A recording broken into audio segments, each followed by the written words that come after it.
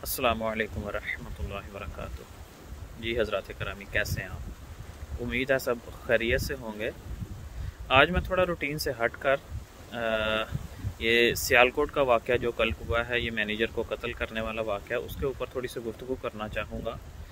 अगरचे ये मेरा टॉपिक नहीं है, लेकिन एक पाकिस्तानी होने की हैसियत से, एक मुसलमान होने की हैसियत से मैं थोड़ी इसके ऊपर भी गुफ्तगू करना ज़रूरी समझता हूँ, क्योंकि हमारा मकसद माशरे की इस्लाह करना है। तो कल के वाक़े को आप ज़रा सामने रखें तो मेरे मुताबिक ये सरासर जो है ये जहालत की एक जो है नज़ीर है, इसके सिवा और कुछ नहीं है। तो इसके ऊपर अब देखें कि तीन बड़ी वजूहात जो मेरी समझ में आती हैं, जो इसकी काज हो सकती हैं, इसकी रीज़न बन सकती हैं। इनमें सबसे पहले तो ये है कि जहालत, दीन से दूरी और कम इल्मी की वजह से ये सारा मामला जो है ये वकूफ़ पज़ीर हुआ।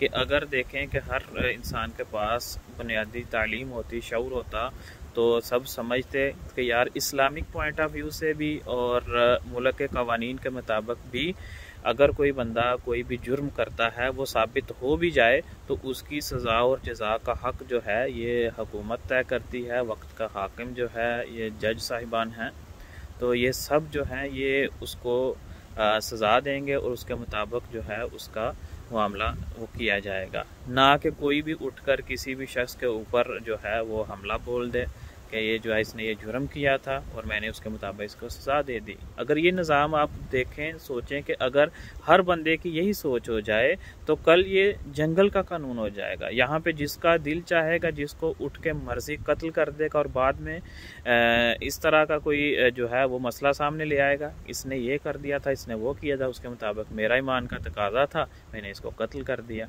अब ये जितने भी हजरात ये इसमें मुलव्वस होंगे, पकड़े जाएंगे, तो आप इनके बयानात जो है वो सुनिएगा, आपको खुद पता चल जाएगा कि इनकी इल्मी बसात कितनी थी।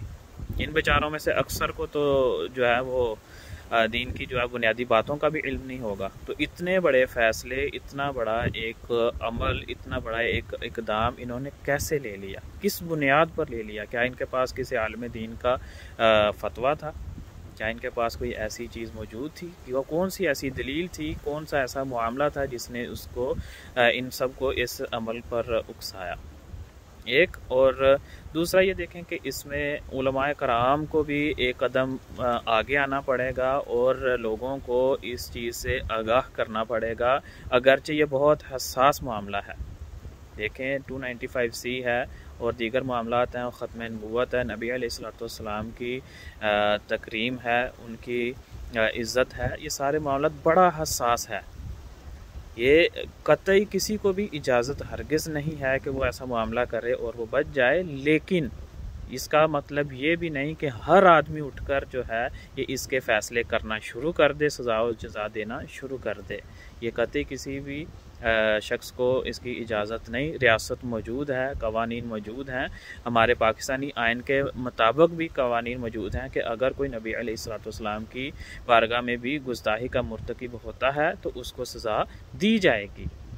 अब वो कितनी डिले होती है, ये कितना इसको जो है वो मुअख्खर किया जाता है, तख़ीर किया जाता है, तो ये अब हुकूमत के ऊपर आयद होगा। तो इसमें तीन बुनियादी चीज़ें जो हैं इसमें आप ज़िम्मेदार कह सकते हैं। नंबर एक पे हो गया कि अवाम जाहिल है, उनको समझ नहीं है कि वो क्या कर रहे हैं। सज़ा व जज़ा का मामला उनके ऊपर ये इस चीज़ की जो है अहमियत नहीं है, वो उनके ऊपर ये कंडीशन आयद नहीं होती कि कोई भी बंदा किसी को भी कत्ल कर दे। और दूसरे नंबर पर उलमा हैं, उनके ऊपर ये ज़िम्मेदारी आयद होती है। पहले भी ऐसे बड़े वाक़यात जो है वो सामने आए हैं, तो उलमा से दरख्वास्त है कि बराए करम आप एक कदम आगे बढ़िए और लोगों को इस चीज़ से आगाह कीजिए, उनकी इस्लाह फरमाइए कि ये मामला जो है ये आप कोई भी बंदा इस चीज़ का हक़ नहीं रखता कि वो ऐसे उठ के किसी भी शख्स को कत्ल कर दे।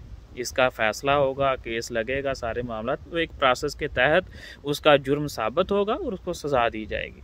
ये कोई शख्स ऐसे उठ के किसी शख्स को कत्ल करने का हकदार नहीं है। कुरान पाक में अल्लाह ताला फरमाता है कि जिसने एक शख्स को, एक इंसान को कत्ल कर दिया, नाहक कत्ल किया, तो गोया उसने पूरी इंसानियत का कत्ल कर दिया। और इसी तरह अगर किसी ने एक शख्स की, एक इंसान की जान बचाई, तो गोया उसने पूरी इंसानियत की जान बचाई। तो हम कहाँ पे खड़े हैं? इस्लाम हमें इस चीज़ का दर्स नहीं देता कि हम दहशत गर्दों की तरह जो है ना ऐसे किसी को उठ के अपना जो है ना उड़ा दें, किसको कत्ल कर दें, मार दें। तो खुदारा अपनी इस्लाह कीजिए और अपने ईमान की तजदीद कीजिए, अपने बुनियादी अक़ायद जो हैं इनको समझिए, सीखिए। बिना दीन को सीखे अगर इस तरह ही आप अंधाधुंध तकलीद करेंगे तो बड़ी चीज़ें जो हैं ये आपको नुकसान पहुंचाएंगी। और इसका मतलब यानी कि ये एक कॉन्सेप्ट हो जाएगा कि हम किसी को भी कत्ल करेंगे और जन्नत में चले जाएंगे। ये कॉन्सेप्ट आपको किसने दिया? इसके दलाइल पे इसके पीछे आप हिस्ट्री को देखें तो जहाद असगर से पहले जहाद अकबर करना सीखिए। अब जहाद असगर और अकबर क्या है मैं इस मामले में नहीं जाऊँगा, आप उलमा के पास बैठिए और इस चीज़ को सीखिए। और दूसरा ये है कि कवानीन जो हैं इनको अपने हाथ में मत लीजिए और हुकूमत को भी इसमें चाहिए कि हिकमत अमली को अपनाते हुए ज़्यादा से ज़्यादा सिक्योरिटी मामलात पर गौर करना चाहिए और लोगों की जो हिफाजत है इसका तहफ़्फ़ुज़ जो है यकीनी बनाया जाए, ताकि आइंदा आने वाले औक़ात में कोई भी उठकर किसी भी मामले में किसी को जो है वो खुद सज़ा ना दे पाए, क्योंकि उसका अपना कॉन्सेप्ट मिसकंसेप्शन होती है इसमें। अब देखें कि 2010 में मई में गालबन जो है वो सियालकोट का ही एक और वाक़या हुआ था जिसमें 2 भाइयों को रमज़ानुल मुबारक के महीने में कत्ल कर दिया गया। तो उसमें भी फिर बाद में वो मुजरमों को सज़ा हुई, बड़ा एक सानिहा था।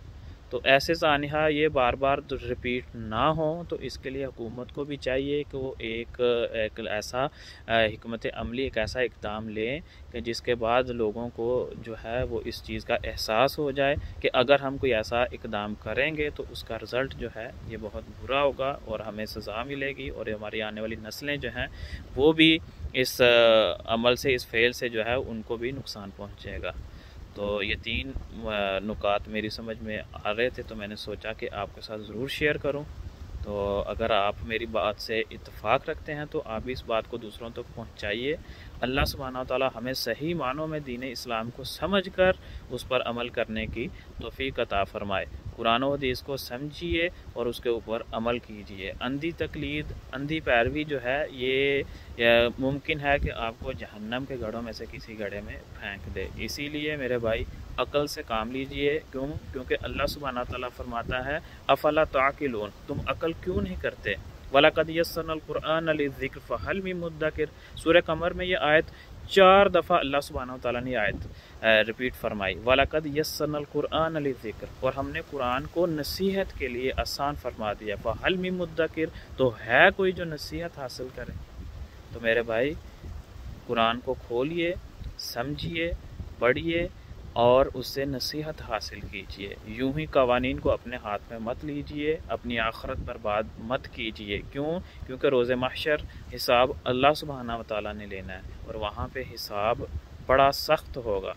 नबी अलैहिस्सलातु वस्सलाम बारहा ये दुआ फरमाया करते थे, अल्लाहुम्मा हसिबनी हिसाबन यसीरा, ऐ अल्लाह मेरा हिसाब आसान लेना। तो हज़रत आयशा सिद्दीक़ा रज़ियल्लाहु तआला अन्हा ने अर्ज़ की, या रसूलल्लाह सल्लल्लाहु अलैहि वसल्लम, उस दिन किसी का सख्त हिसाब भी होगा। तो नबी अलैहि सल्लल्लाहु अलैहि वसल्लम ने फरमाया कि आयशा मामला बड़ा सख्त होगा।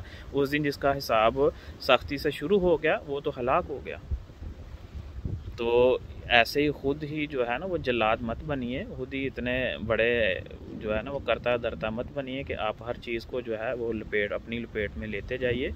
अल्लाह सुब्हानहू व तआला ने आपको एक निज़ाम दिया है, एक कुरान और सुन्नत का निज़ाम दिया है, एक ज़ाब्ता हयात दिया है, उसके पेश नज़र ज़िंदगी गुजारिए अगर आप दुनिया और आखिरत में कामयाब होना चाहते हैं। अल्लाह आपका हामी नासिर हो। बहुत शुक्रिया, जज़ाकल्लाह। अस्सलामु अलैकुम।